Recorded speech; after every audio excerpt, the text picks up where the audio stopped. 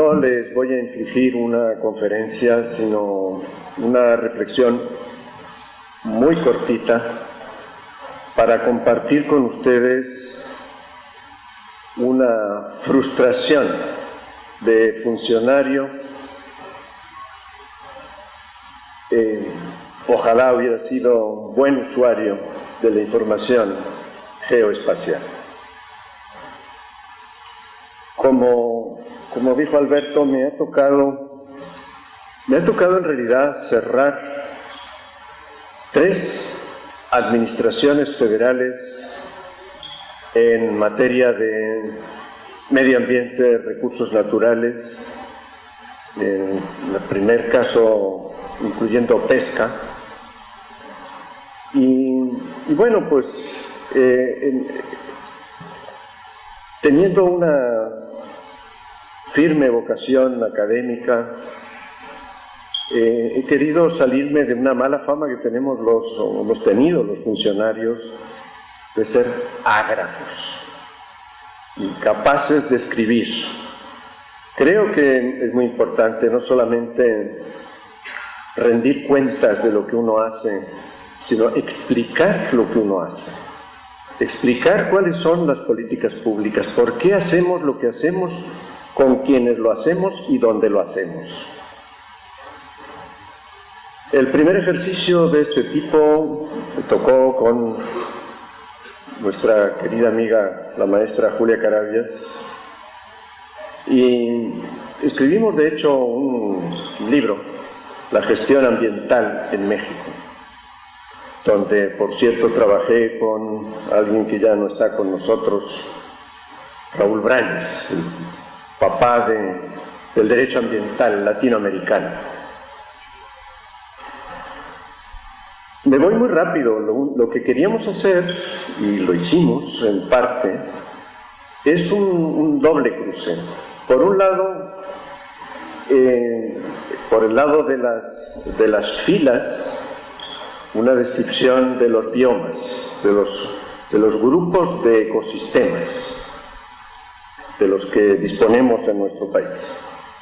Y por el lado de las columnas, los instrumentos de gestión ambiental de los que disponía el gobierno federal,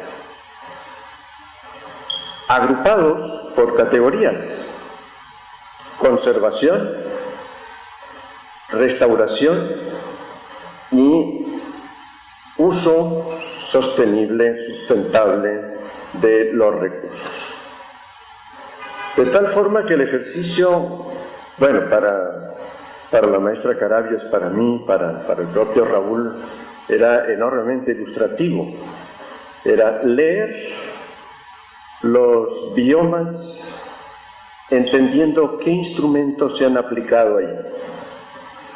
Y leer los instrumentos, buena parte de ellos derivados de la Ley General del Equilibrio Ecológico, pero no solamente, para entender dónde se han aplicado esos instrumentos.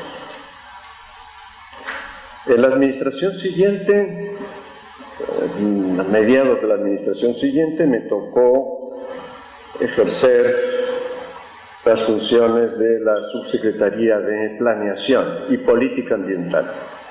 Y en vez de esperarme al final de la administración para sacar un segundo libro, La gestión ambiental en México 2, pues lo que quise fue un poco, llegando a la subsecretaría, pues ver si no pudiéramos empezar a trabajar este tipo de análisis desde el principio, de una forma automatizada. Y ahí es donde les comparto mi frustración. Porque no solamente los funcionarios en general, y puedo hablar de los federales, no me toca hablar de otros niveles, tenemos esa imagen de ser ágrafos, sino también somos geoespaciales. Pues era muy sencillo, llamaba a mis colaboradores, algunos de ellos buenísimos, particularmente en el ámbito de la información ambiental.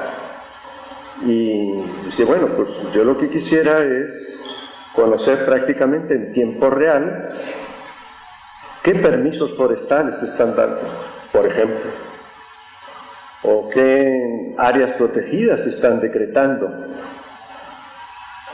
Y sí, cómo no, claro, sí, perfecto. Aquí está la información. Bueno, la información nos está diciendo, en el caso de, por ejemplo, de los permisos forestales, qué permisos se han dado, pero la verdad no veo dónde. El dónde es un pequeño detalle que para la política ambiental es bien importante. No es lo mismo llevar a cabo una política ambiental en un lugar que en otro. Bueno, ok, entonces se los vamos a dar por entidad federativa. Fijos, entidad federativa. Pues son un chorro y son bien grandototas. No pueden afinar un poquito más. Si nos da unos días, le torcemos el brazo a los delegados y chance podemos dar bastante información de UMAS, de permisos forestales, etcétera, etcétera, por municipio. Caray. Pues si estamos hablando de Oaxaca, los municipios sí son bastante pequeñitos y nos dice algo de dónde se está trabajando. Pero conforme nos vamos hacia el norte, noroeste, pues la verdad es que una referencia municipal me dice bien poquito. Y ahí es donde me empecé a dar cuenta de que no había, y mucho me temo que sigue sin haber, una cultura de la georreferenciación. Incluso para política social, con la que pues, entre mis tareas tenía la de coordinarme con las demás dependencias de la Administración Pública Federal, pues a lo más que llegábamos era a identificar usuarios mediante su CURP, pero si estamos trabajando programa de empleo temporal, otra vez la pregunta tabú, la pregunta que se quedaba siempre en el limbo de la frustración era ¿dónde? ¿Qué es lo que hay ahí que puede modificarse por lo que estamos haciendo?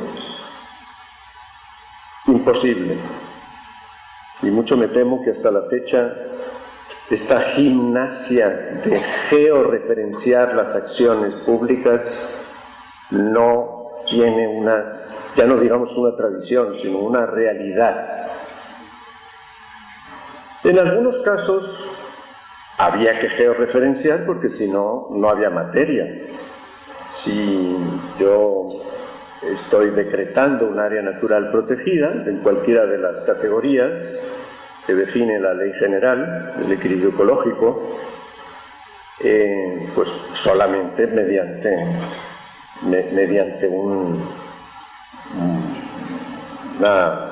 una delimitación precisa con coordenadas UTM y todo lo demás, es lo que le da sentido jurídico a un área como área protegida. Pero aún así teníamos pues carencias. Miren, nada más estaba releyendo hace poco una sentencia de la Suprema Corte de Justicia que está en la raíz de la política ambiental de conservación en México. De aquí quisiera hacer un recordatorio emocionado al ministro Sergio Valls, desaparecido, a quien le tocó la controversia constitucional entre el gobierno federal y el municipio, en este caso de Tulum.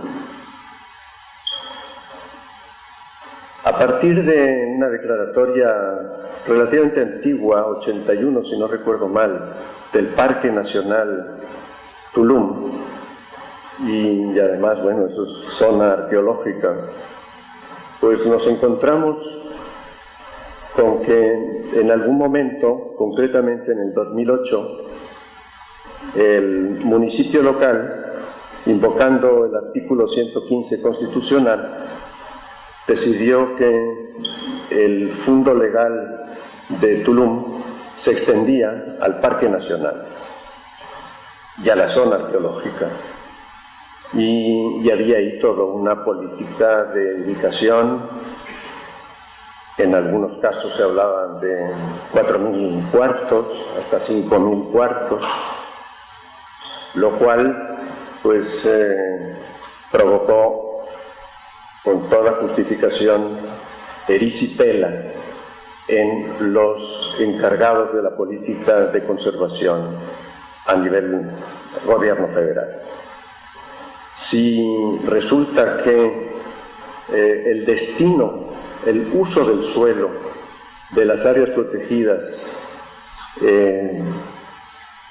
queda en manos, por una interpretación estrecha del artículo 115, de las autoridades locales, municipales, bueno, pues resulta que todas las áreas naturales protegidas de nuestro país están en algún municipio, con lo cual se desmantelaba prácticamente toda la política de conservación. Y bueno, pues el ministro Sergio Valls hizo un trabajo impresionante para defender la capacidad de imponer restricciones al uso del suelo del gobierno federal, planteando que si estas funciones se subsumían en un programa de desarrollo municipal, pues estaban invadiendo competencias en forma inaceptable. El trabajo de Valls fue tan minucioso, acucioso desde el punto de vista legal, que implicó una votación en la Suprema Corte de Justicia de 11-0. Y quedó perfectamente establecido que ningún municipio puede saltarse esa competencia federal de zonas protegidas, de áreas naturales protegidas, de una forma contundente. Pero también en la larguísima sentencia aparecen páginas y páginas de referencias al Parque Nacional Tulum, explicando que, bueno, pues que efectivamente la delimitación pues dejaba que desear. No había corrimientos de espacios de delimitación, lo cual no invalidaba en ningún caso el razonamiento jurídico de la Suprema Corte de Justicia. Pero si eso pasa en relación con la más georreferenciada de todas las categorías de política ambiental, que es la Declaración de Áreas Naturales Protegidas, uno puede imaginar qué es lo que pasa en otros casos.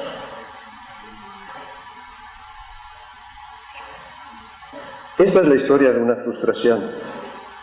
En el cierre de la administración de referencia en el 2006, se volvió a publicar la gestión ambiental en México 2, donde se hizo lo que se pudo en relación con ese, otra vez, cruce de biomas e instrumentos de política, que me parece que sigue siendo un ejercicio analítico fundamental. Estoy muy consciente de que la georreferenciación es apenas el principio de un proceso de análisis geográfico. No podemos dejarlo ahí, ¿cierto? Aún suponiendo que todos los funcionarios, en este caso de la Semarnat, sustituyó a la Semarnat,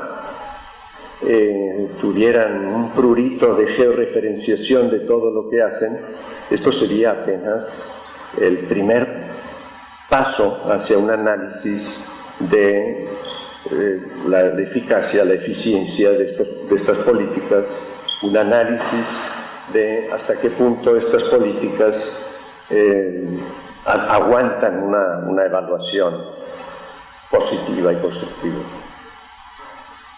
El tema es que pues no fue posible más que a partir de grandes agregados. Y esto que en México hemos tenido la suerte de tener una institución como INEGI, que me ha parecido siempre, bueno, muchas instituciones, la verdad es que hemos tenido instituciones excelentes que han sido muchas veces la envidia de otros países. Estoy refiriendo no solamente a INEGI, sino a instituciones como CONABIO, donde también la georreferenciación es fundamental. Pero con todo y las instituciones, no existe una cultura de información geoespacial.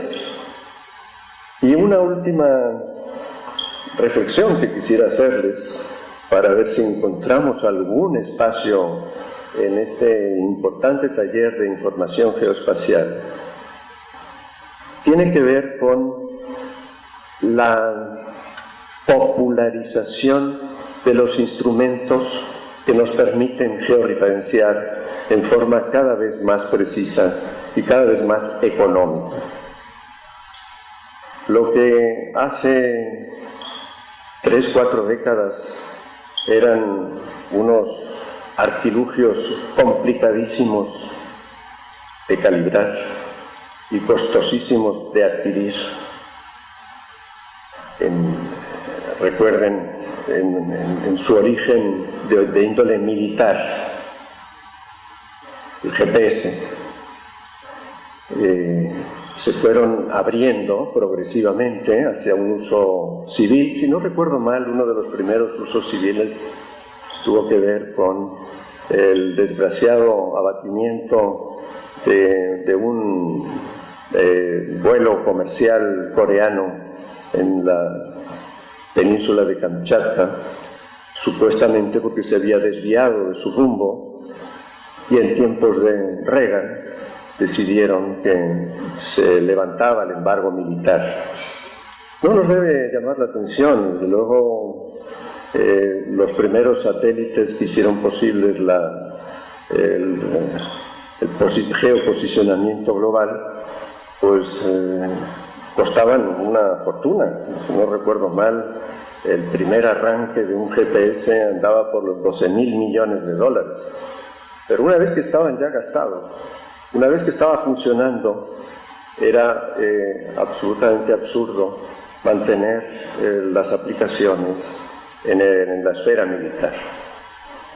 Les recuerdo que además, hace muchísimo más tiempo atrás, hace siglo XVIII, si no recuerdo mal, la geometría descriptiva era un secreto militar. El señor monje era ingeniero militar y la geometría descriptiva se enseñaba solamente en algunos espacios militares acotados. Bueno, pues desde entonces, ahora tenemos pues más de 30 satélites por ahí funcionando, y sobre todo lo que ha habido es esa popularización del instrumento. Ya no son los costosísimos GPS, sino además está permeando en la población, incluso en la población profesional, pues la utilización cada vez más frecuente de smartphones que tienen funciones de GPS que eran absolutamente inimaginables hace 20 años. No estoy diciendo que un smartphone puede hacer ahora lo que hace un buen GPS. Por supuesto que no lo hace. Pero Bueno, puede funcionar con satélites, puede funcionar con las torres de telefonía celular, puede funcionar con el Wi-Fi y da precisiones del orden 2-3 metros que para muchos usos, muchas funciones, en particular las que le preocupaban a un modesto subsecretario, podrían ser suficientes, con la diferencia de que el smartphone podía estar en el bolsillo de cualquier funcionario, de cualquier delegación. Y si hubiera esa cultura de georreferenciación, dar un paso adelante enorme para entender qué estamos haciendo, con quiénes, dónde, con qué efectos en los ecosistemas que también supo describir el biólogo Takaki desde INEGI,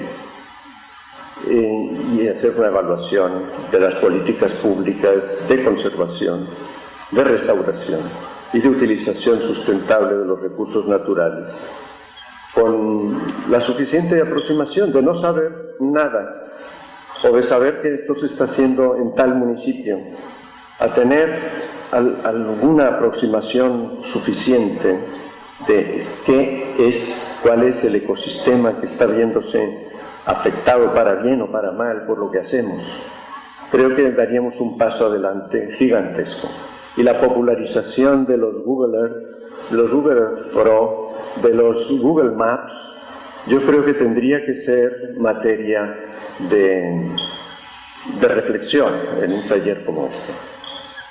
No los despreciemos, sabemos que muchas cosas de estas son como las navajas suizas, hacen muchas cosas, no necesariamente las hacen muy bien, pero lo que es impresionante es cómo se está acortando el puente de calidad entre estas versiones, si quieren, populares de una tecnología cada vez más asequible a cualquiera, y las tecnologías de punta que me imagino que se comentarán en este taller. Ojalá este taller sirva para ir sacudiéndonos esa frustración de funcionarios que simplemente quieren hacer su trabajo en forma lo más comunicable y evaluable posible. Muchísimas gracias.